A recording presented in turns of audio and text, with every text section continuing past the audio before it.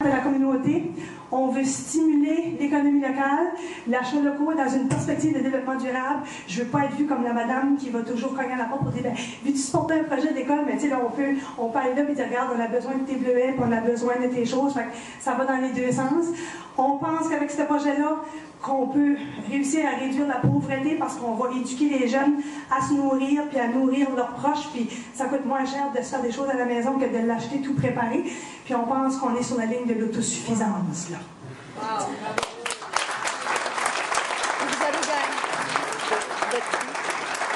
J'ai des partenaires là, puis ils sont pas tous là parce qu'on a Entreprise Kent, on a le groupe de développement durable qui sont dedans, on a des chefs cuisiniers, puis d'autres partenaires, c'est vraiment un projet en constante évolution.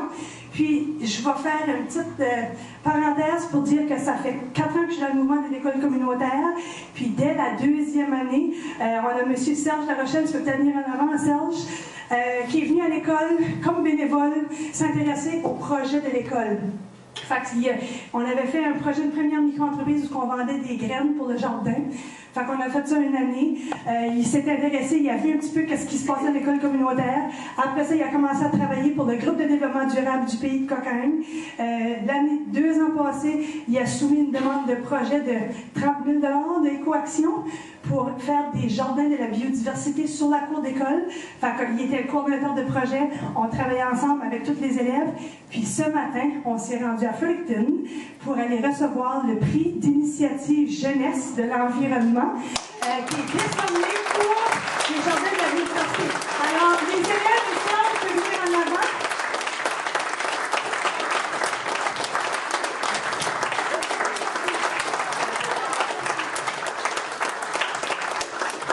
Ce matin, on pouvait seulement apporter 3 élèves à Fredericton.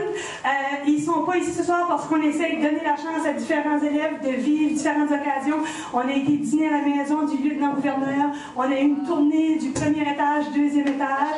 Puis tout ça avec des partenaires communautaires et des élèves motivés dans le projet. Alors, ça conclut ma partie. Merci.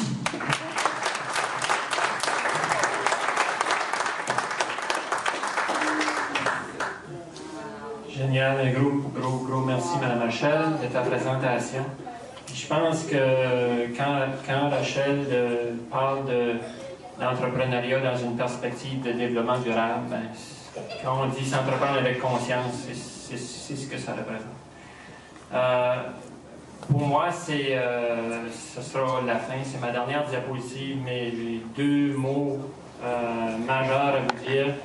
Le premier, c'est bravo. Le deuxième, c'est merci. Bravo et merci au Conseil d'éducation, M. Martin, bravo au district scolaire 11, M. Richard, et aux 20 écoles. Je sais qu'il y a des gens des écoles, je sais qu'il y a des enseignants ici ce soir, des directions d'école, des agents de développement communautaire et des membres du personnel de soutien. Des élèves. Des élèves, absolument. J'aurais dû les mentionner en premier. Merci, Mme René. Et à tous les partenaires du district et à tous les partenaires de l'école, des écoles, je vous dis un gros merci de croire en l'école communautaire. Puis, merci de faire une différence parce que, en tout cas, je pense que je suis extrêmement fier du développement du projet au niveau du district scolaire 11.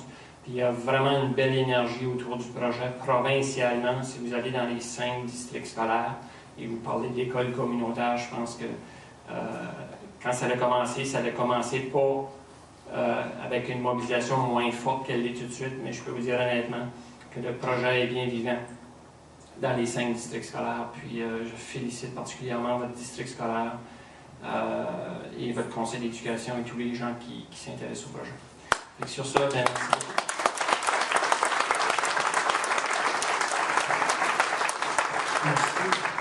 C'est moi qui ai l'honneur de remercier Alain. Ça fait déjà quelques années que je connais Alain, puis c'était le premier directeur d'école à travailler avec le modèle des écoles communautaires entrepreneuriales dans le bout de Saint-André, chez lui. Donc on a vu vite fait comment ça pouvait avoir un impact sur les élèves et puis sur les apprentissages. Puis on était bien content de voir Alain monter au niveau du ministère, puis prendre le projet en main pour essayer d'en faire un projet provincial.